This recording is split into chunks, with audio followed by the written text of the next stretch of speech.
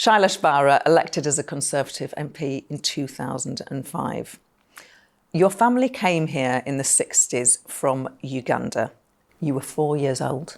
You couldn't speak a word of English. How did you cope? Well, young children can be quite resilient, and we were fortunate as a family that my father had come to the UK 9 months beforehand.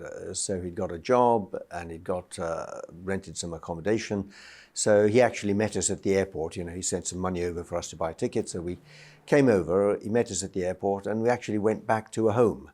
And so there was that stability of the warmth and comfort of a home, which of course is a lot different to what happens nowadays, because of course some people by way of immigration will just come to the country and then expect the state to provide them with accommodation, welfare benefits for food and everything else. But it was certainly very different in those days. Was the debate as toxic as it feels now? Was it more toxic? Maybe you don't think it's toxic at all. I think the debate in Parliament was not so toxic, but I think the prejudice on the ground was very raw and very real.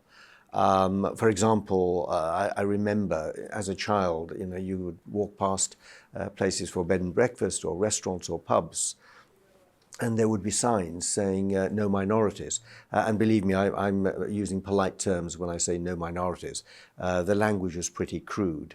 I remember with my mother queuing in a grocery store, and the people before us were served, and there were some white people behind us, and the storekeeper just ignored us and served them first, and then came back to us. And you accepted this, that this was normal.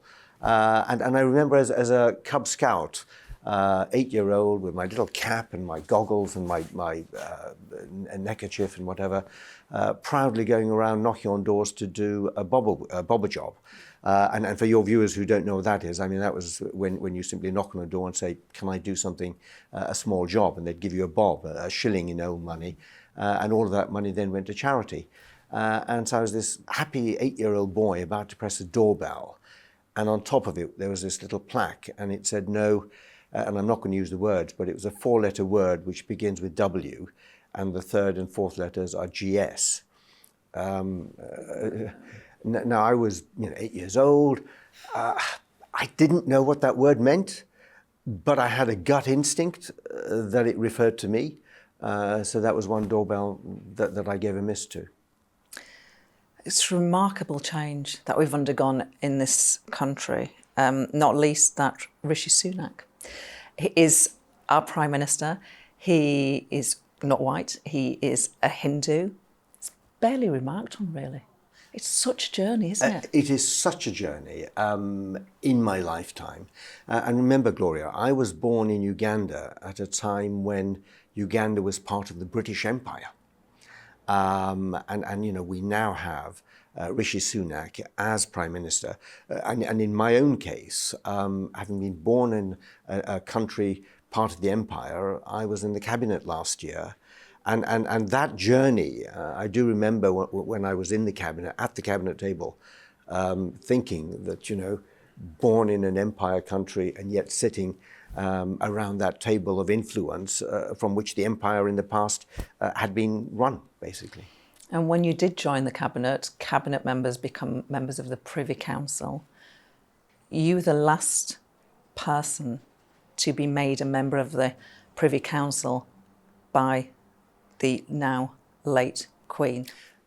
Absolutely treasured moment. I was the last person to be personally sworn in. I think there was one virtual swearing in after me, but I was the last personal swearing in, and it was a lovely moment. I'd been appointed to the cabinet the day before, and the first thing I did was to go to Northern Ireland to make my presence felt there. Got back, taken to Windsor Castle, and then to go in that wonderful room and to swear allegiance to Her Majesty, and kneel down. And the Privy Council, of course, is a personal oath to Her Majesty, and to have done that, and I swore on the Bhagavad Gita again. How the world, how UK has changed, that I took the oath on my own Bible equivalent, the Bhagavad Gita, which is the book for Hindus, which I got to keep afterwards. And after I'd been sworn to the Privy Council, then I took another oath to collect the seals of office for Northern Ireland. But yes, great privilege that in her long reign, I was the last one to be personally sworn to the Privy Council. So it's a remarkable journey that you've had. It was third time lucky for you. You stood in 2 unwinnable seats. Second one was marginal, but the time wasn't right for the Tories to win seats. So third time lucky when you get into Parliament. Did you experience any prejudice on the way to getting a safe seat or subsequently? It wasn't the easiest of journeys. I remember when I was trying to get into the candidates list in the 90s, the Conservative Party candidates list, and I was told by the senior agent at the time that the best that I could hope for would be to win back a Labour marginal seat where your own kind would be expected to vote for me. How did that make you feel? Well, it wasn't what I wanted to hear, but I was mindful, given the experience and prejudice I'd experienced in the past. I was not deterred because my basis was very simple. One day, somebody who is not white is going to make it as a Conservative MP, so why shouldn't it be me? And that's what kept me going. And I was mindful that, the vast majority of the public are good, decent, honest people, and not everyone was going to judge me on my colour. So having been told that, I then said, fine, if that's what it's going to be, I'll still fight my battles. In 1997, my no-hoper, I stood against Claire Short in inner city Birmingham. I wasn't going to get anything, I was just picking up battle wounds then. 2001, I lost by about 850 votes. Oh, right, gosh, that would have been a painful night. The Labour MP, Sid Labour, ironically used the race card when he said, because it was a 95% white constituency, 5% non-white, and the majority of them were Bangladeshi Muslims. And he was stupid enough to say publicly that, the Tories had picked the wrong type of Asian. And what he meant was that I was a Ugandan-born Hindu, whereas the Asian population in Northampton South were primarily Bangladeshi Muslims, so they wouldn't vote for me. Everyone condemned him, all the media, apart from the Labour leadership. Tony Blair and Gordon Brown and Peter Mandelson stayed silent on it. But 2005, 99% white constituency, lovely seat. It's been a great privilege to have been their MP, elected 2005, subsequently re-elected 4 times. But the story there is, of course, having been told in the late 90s, the best I'm going to be able to do is win a seat where your own kind are going to vote for you, then to be in 2005 selected for this wonderful seat in Cambridgeshire, just shows what a fantastic country we are and how far we are moving and have moved in just a few years. So an interesting journey, but it worked out well in the end. And did you always know you were a Conservative? Did you ever think about maybe I'm Labour? Look, to be perfectly honest, people would say, well, which party is, minority people would say, which party is more favourable for minorities? And the truth is, Gloria, when I started on this journey, both parties weren't too keen on having minorities. The Labour Party would say, we love the minorities. But then if you look at the areas where the minority people lived, some of the poorest areas with the Labour councillors, Labour MPs, they were doing nothing to bring them out of those areas. And as far as the Tories, all credit to them, they told you to your face that they didn't want you in the country, and there used to be debates at Tory party conferences to that effect. So my view was, neither of them it could be judged on in terms of race.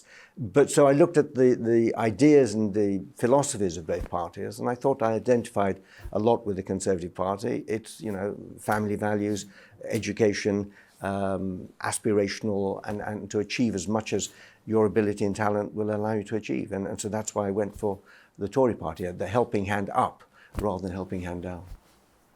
You're a black belt in Taekwondo. Have you ever had to use it? Yes, I have had to use it once. It was in the 80s. I used to live in Aylesbury, and I got a black belt at the age of 17. and sometimes I used to train with members of the English Taekwondo team, and they used to train in Covent Garden on a Saturday afternoon.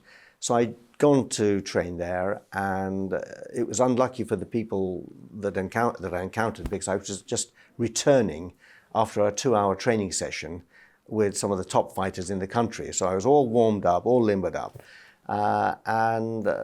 These 3 guys, that they wanted my money. I didn't really feel like giving them the money that I had with me. What time of night was it? Was it night? It was in the middle of the day. Middle of the day, in central London? In central London. I was, I think it was Jubilee Hall where I used to train. And so I was making my way from Jubilee Hall back to Covent Garden Tube Station. And it was a street which wasn't busy, but complete daylight. It was middle of the afternoon. I think about 2, 3 o'clock or something like that. And so they said, we want your money. And I said, look, I've only got enough to get home to Aylesbury. And then suddenly one of them lunged at me. And then events unfolded very quickly, where he and the other 2 were on the floor. But it's, can I just say, Gloria, any of your viewers watching, if you're asked for your money, give your money over. Unless you've got a black belt in Taekwondo. And even then, I tried to reason with them. You didn't want it to end in violence. No, I didn't want to, because you only use whatever skills you have as a very last resort. Yeah, you must have been terrified. Well, no, I wasn't terrified, but I was just mindful that this could get ugly. Yeah. And you know, to get your black belt and things like that, you have to break roof tiles and pieces of wood and whatever and so on. So, you know, I mean, the press-ups that we do at that level are on your knuckles, just these 2 knuckles. You don't use all 5 hands. You can do press-ups on your knuckles? On your knuckles, and just these 2 knuckles, not all 4 either. Do you still do them? Well, when I'm trying to pretend that I'm exercising, yes. Instinctively, I will just go on my knuckles. I can't now go and do it on the hands, even if I wanted to, because instinct will just take me there. But I'd like to have carried on training, Gloria, but sadly, career and family and all of that has taken over. So don't mess with Shailesh Vara. What a point to end on, but also to see the difference that this country has undergone in terms of race relations through your eyes. Absolutely. Your personal eyes has been a fascinating journey. Shailesh Vara, thank you. Thank you.